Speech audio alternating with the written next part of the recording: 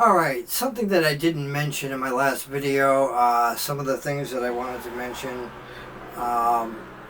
is if you're shooting with the Sony FX30 and you're shooting externally to the Ninja 5 Plus, you want to shoot 4K 60 frames per second. Normally what people would do is if they were shooting 60 frames per second, they would set their shutter speed to 125, or if they're shooting 30 frames per second, they would shoot at shutter speed 60. However, if you're shooting indoors with lights that are plugged into the AC outlet, that means you're going to have to use the anti-flicker shutter angle.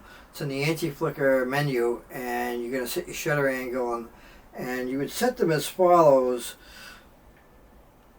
So if you're going to shoot 60 frames per second, you want to set your shutter angle at 119.9.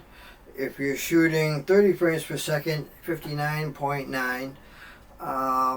Obviously, if you're shooting 120, you would set your shutter speed to 239.9. But that is my recommendation, because if you don't do that and you're lighting your scene with lights that are plugged into the AC wall, then you're going to get banding, you're going to see flicker.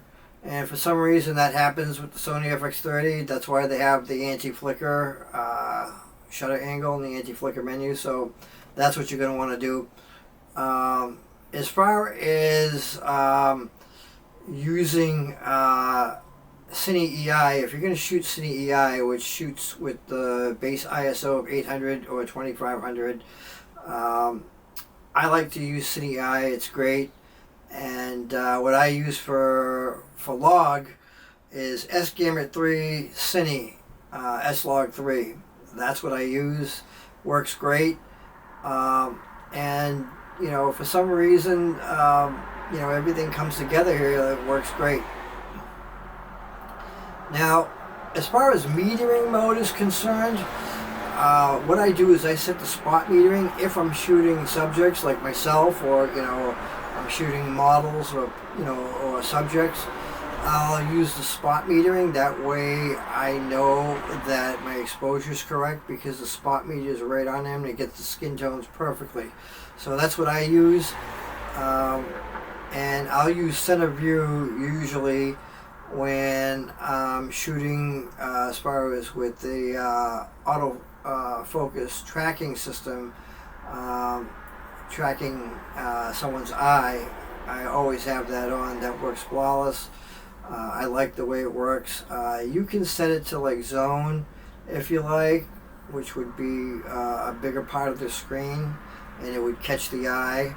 So if you're going to be having your camera angled a little bit, the subject to the right or the left of the screen, you want to have that zone set to a larger than center view, because it'll be more likely to grab the eye that way. And that's the way I like doing it.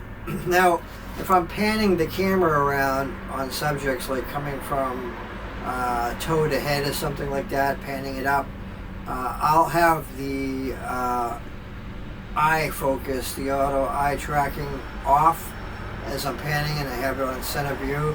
And so whatever part of the lens is seeing on my subject, it'll be in focus, and then finally when I get to their face, and then I'll just turn it on, and it makes sure it keeps track right on their face no matter what I do. So that seems to work pretty well. Hopefully maybe you can see how well this is tracking. I'm using the eye tracking right now, and I don't know if it's tracking really well. Can you see me track really good? And so I'm going to move in. Does it have my eye? That's just a little bit of a test. So yeah, it seems to work. And I'm going to also show you what 4K 60 ProRes RAW looks like. So I'm going to shoot that in a moment, and you'll be able to get an idea of what that looks like. Okay, so now we're shooting in ProRes RAW, and I want you people to see what it might look like. This is ProRes RAW. Resolution looks good from what I've seen when I was shooting that way. I like it, and so this is ProRes RAW. I'm shooting right now in ProRes RAW. I'm shooting to the Atomos Ninja, and I'm shooting 4K 60 frames per second. So let's see if it's still doing the eye tracking. My dog's going crazy there. And there I am right here. And I'm shooting here. Can you see my eye? Is that pretty good? Is that tracking on my eye? Looks like it is. And so, yeah. So anyway, if you found this video helpful, you can click on like.